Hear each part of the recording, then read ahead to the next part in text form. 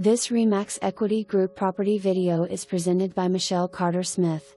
This historic 1923 home on a quarter-acre lot has been restored and is move-in ready. This 4-bedroom, 2 full-bath home offers multi-generational living in the heart of the community. Located within walking distance to the main school campus, the Corbett Post Office, the Corbett Market, and access to I-84. Corbett High School was ranked number 8 in Oregon by U.S. News & World Report in 2025.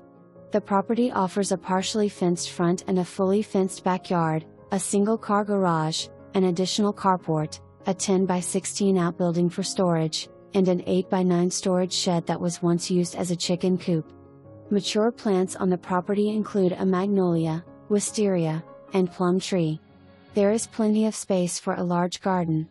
Invite friends and family to your home. There is plenty of paved parking on the property and on the road in front. Also, RV parking is available. The house offers ample living space and spacious storage in the unfinished attic. The living room has a bay window with a seat that brings in plenty of daylight. The family room also has numerous windows that bring in natural sunlight and is open to a covered back deck. The modern kitchen offers numerous cabinets and all appliances. Previously, there was a tenant in the basement paying $1,100 per month.